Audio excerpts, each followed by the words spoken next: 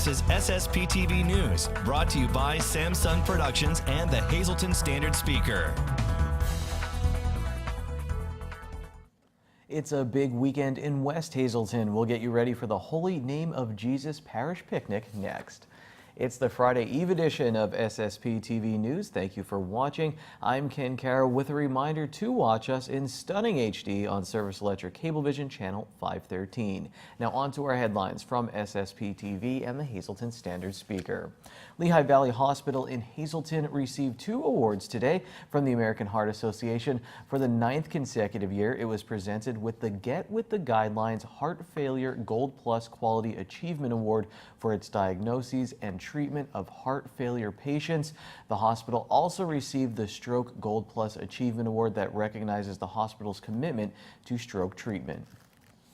These awards are annual awards that are achieved for any of our hospitals that participate in our American Heart Association Get With the Guidelines programs. Well, these awards are representative of the hard work that goes in from literally every department in the hospital that's involved with this, and it really spans almost the whole entire hospital.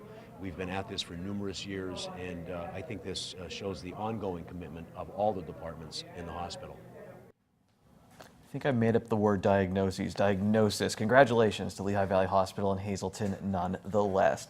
Well, tonight, part 2 of Lisa Sugart's interview with the Hazleton Area School Board President Jarod ODonnell. Tonight's topics, busing and the search for a superintendent.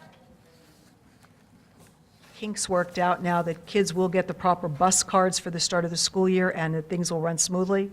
I know, first and foremost, the board is certainly looking at making sure that every department's ready. So transportation, of course, because of the snafu that happened last year, we are making sure that transportation is 100% ready to go without any snafus whatsoever. So we're certainly aware of that. We're aware of the mistakes that we made in the past, and we're ready to move on from them and to make sure that the upcoming school year gets off to a great start.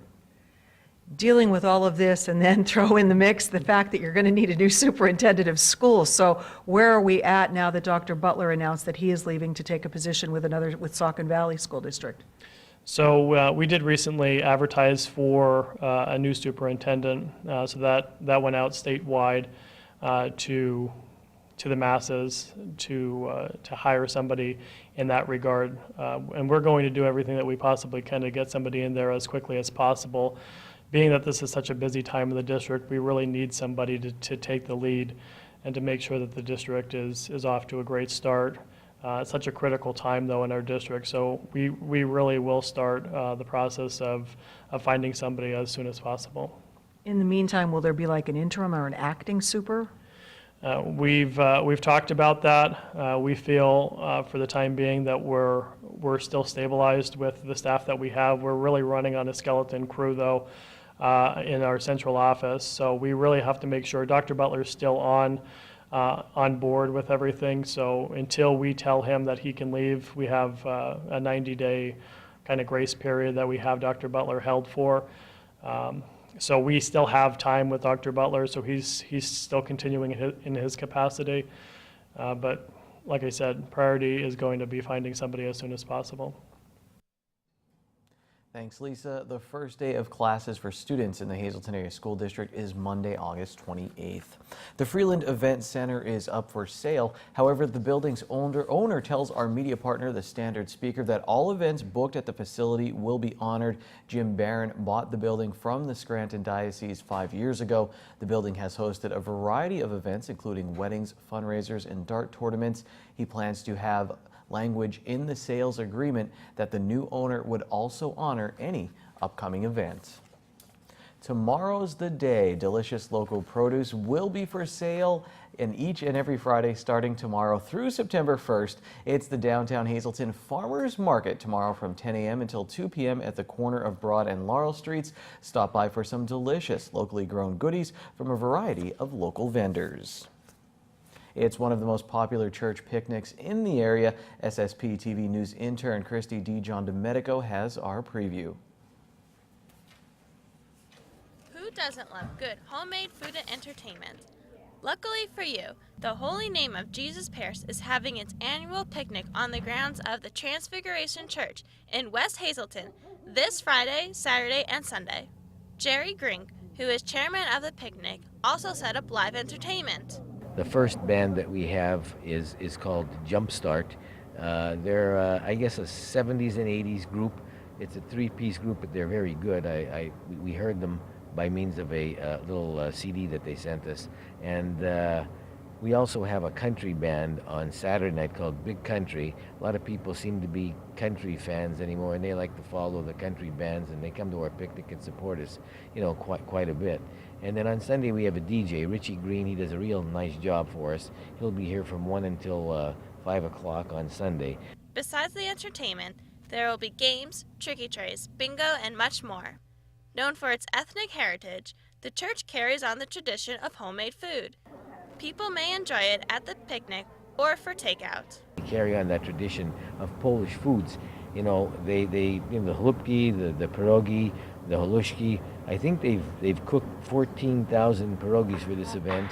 It's all homemade food, by the way. None of it's bought. It's all homemade, and they've prepared about 4,000 halupki, and I think like 200 pound of cabbage for the halushki, 200 pound of hot sausage for the hot sausage barbecue. And in addition, we sell hamburgers, hot dogs, wings, hot sausage, and mild Italian sausage, bar foods also, and we have an assortment of beverages on hand for the people. Grink appreciates the contributions made and everyone who helped make this year's picnic possible.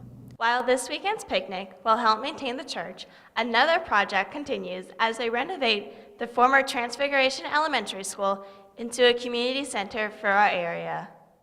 The adjacent school closed in 2006, while the renovation started around 3 years ago. The project's been underway approximately 3 years, but 5 years ago it started with the building and grounds, and then we just progressed from there. And we've been steadily working and doing fundraising projects so we can help fund this building. The first phase of the project has been completed. It includes refurbishing the electrical system, bringing the building up to code, and a new functional kitchen area. Bob Noss is the chairman of the Capital Fundraising Committee. While the first of 3 phases has been completed, the building is already being put to good use. We use the hall for parish activities. We have painting parties here for adults and children from September until May, probably every other month.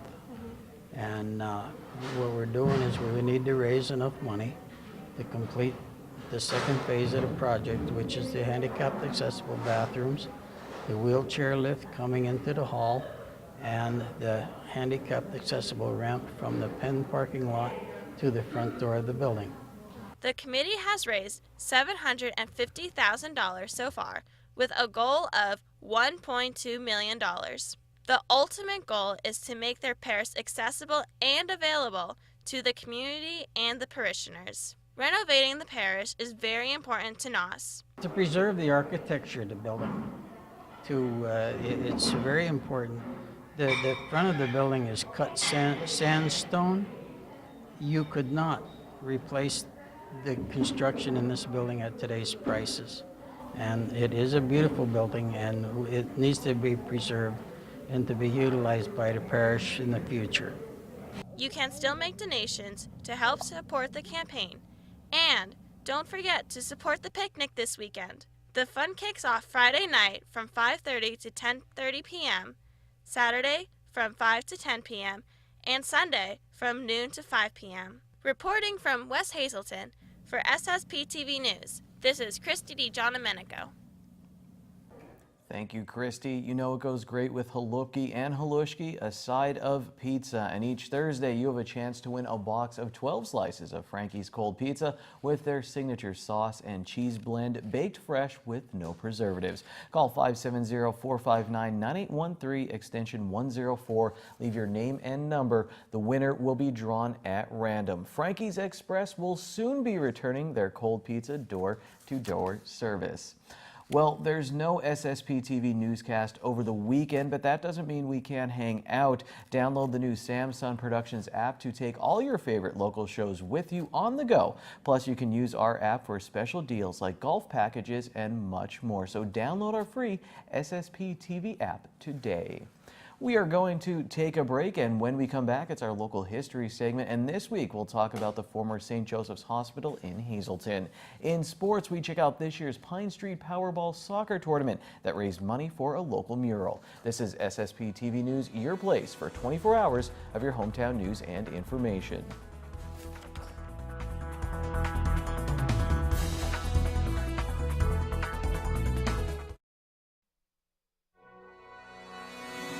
This is SSPTV News, brought to you by Samsung Productions and the Hazleton Standard Speaker.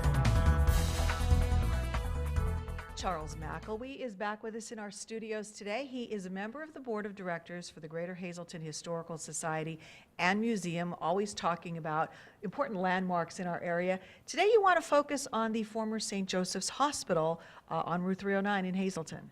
So we can't help but passing St. Joseph's Hospital and unfortunately see the current condition of that hospital on North Church Street.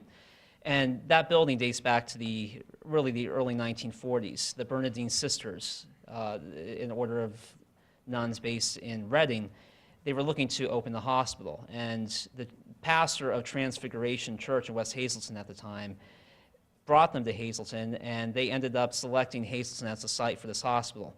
They initially got started at the Corrigan Hospital, which was also on North Church Street in the early 1940s, but ended up having a fundraising drive that allowed them to construct a hospital that was dedicated in 1946. So this four-winged hospital where so many Hazletonians were born, in its first, so many, in its first 10 years alone, over 60,000 patients were treated at the hospital. So really, there's an element of nostalgia there when people pass at the hospital, because it was almost the entry point for so many here. But it continued to have renovations throughout the 60s, 70s, and 80s, and ended up having an alliance with the former state hospital for the Greater Hazleton Health Alliance. But then, unfortunately, the hospital, which continued to have renovations up into the early 2000s, it closed in 2006. And we obviously see the tragic condition of the hospital today, and yet another example of blight. And of course, the Historical Society, that is an ongoing issue that we work to highlight in Hazleton, and certainly we would hope for a favorable outcome for the former hospital. So we see what's going on there. We think about the history in years gone by, and boy, how healthcare has certainly changed. If we fast forward now to today with the current healthcare bill that is being so controversial. Right, Washington will not sleep this summer over this healthcare bill. I mean, while the media, obviously the story is Russia and Trump, but really on Capitol Hill the story is the future of this healthcare bill. And Senator McConnell just announced recently that their vacation in August will not be as long as they had hoped. And really, it's just the evolution of healthcare. In the early 20th century, we had unions providing healthcare, doctor-based healthcare options. That transitioned into the idea of universal healthcare under President Truman, which really turned into the Medicaid and Medicare programs under LBJ in the 60s.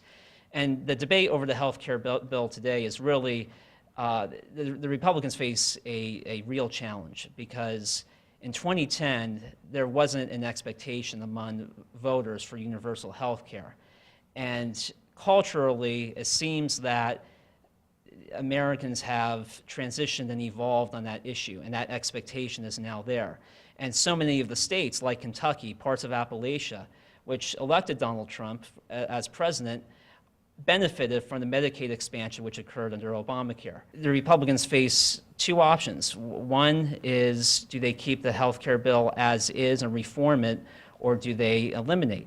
Well, we'll see if that question is answered, and we'll also see whether there is maybe future hope for the old hospital there as well. We hope that the Historical Society could maybe brag at some point in time that that building has been brought back to life. We really hope so, and we certainly highlight the importance of that building, and we hope for a preservation solution, but that remains to be seen at this time. All righty, more history from our good friend Charles McElwee. Join him every week right here on SSPTV. Time now for weather on SSPTV News.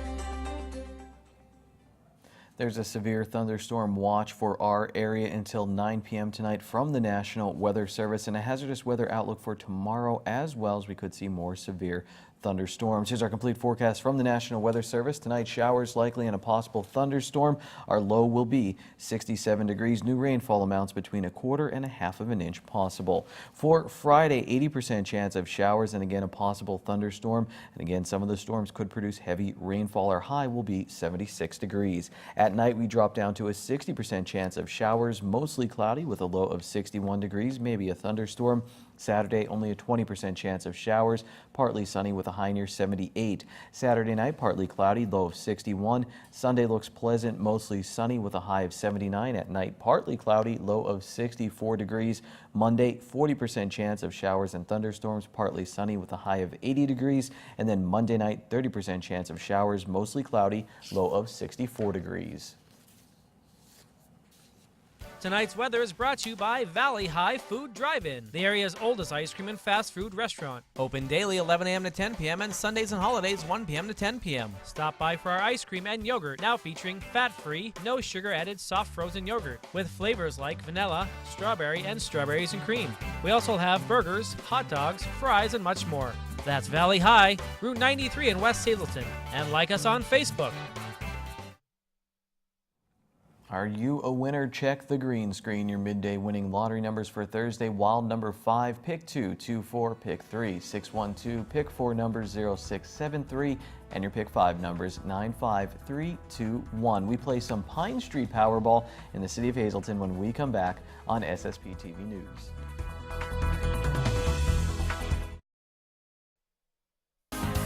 Time now for sports on SSPTV News. The second annual Pine Street Powerball Soccer Tournament wrapped up on Saturday with a thrilling final that went into extra time. And for the second straight year, FC Barcelona won the tournament. I was talking with one of their many fans at the match, and they told me the team is mostly family. 10 teams competed in the tournament that raised money for another mural in Hazleton. The tournament is organized by Hazleton Power. If you're interested, my team went 0-6, but we almost won one game. Shout out to the Hayfie Legends. 1 week, I caught my breath long enough to do some interviews with some of the players. So let's take a closer look at Pine Street Powerball 2017. The Pine Street Powerball Soccer Tournament is for charity, and it's a great way to make new friends. But don't think for a second that the teams take it lightly for 1 second of the 40-minute games. Alex Yepes played in this year's tournament for FC Simmons and was the referee for a number of games as well. Yeah, everybody, especially the Hispanic community, you know, soccer is like a religion to them, especially in South America. So they take it pretty serious. Even if it's a friendly game, you know, they take it pretty serious. I try to tell everybody, you know, this is the reason why we're doing this, you know, is to help the community.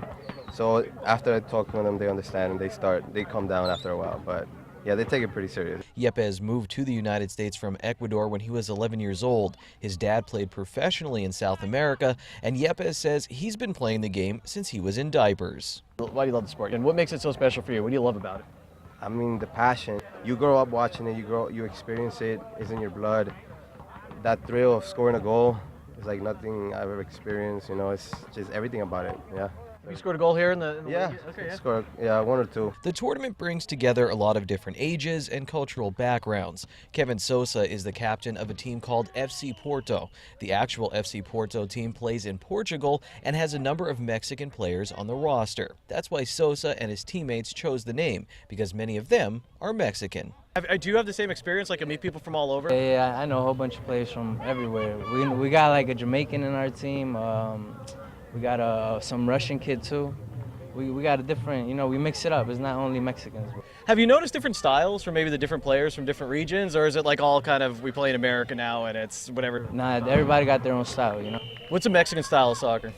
Play the full 90 minutes, you know. Play hard. Don't give up. His teammate Jeffrey Vergara is also Mexican, but fell in love with the game of soccer thanks to a Brazilian. My idol would be Ronaldinho. Okay. I used to watch videos of him, and I liked the way he started playing, so that got me to start playing. playing the beautiful game. That's Brazil, right? Yeah, Brazilian game, yeah. What did you like about his game? I mean, it's just pretty to watch. I love I love the way he controls the ball, so makes magic with it. While many at the tournament agree that soccer continues to grow in popularity in the United States, it can still be hard to find pickup games in Northeast Pennsylvania. Sosa and Vergara are both from Wilkes-Barre, and they played at GAR in high school. In Wilkes-Barre, it's like everywhere we go play, they kick us out, you know. So they usually use it for baseball, football, other stuff. Soccer, it's not really popular in Wilkes-Barre. This field at the Pine Street Playground in Hazleton is a haven for local soccer players. It's available throughout the year. Well, there is a 6-week period when it's being used for Pine Street Powerball, a tournament that raises money for the community and lets younger players hone their talent and older players relive their glory days. Probably the best goal I had in high school, right here at Hammer Guy Stadium. I scored from the corner kick. So that was probably the big highlight. That was a pretty nice goal. I see a lot of good young kids in this tournament. The high school coach is part of this. There's some good young players. Do you see it even at JHYSA? Yeah, definitely. Yeah, Coach Hearn, he used to be my coach in high Yep. school, and he's currently with the one team, the Ramblers. He has a couple of kids. He has a team in JHYSA. That he's bringing them up. So hopefully his goal is to bring them up to play in high school and have a really good team. The future looks good for soccer in the area, as good as this mural the Powerball tournament helped pay for last year. The beautiful game, helping bring some beautiful art to Hazleton.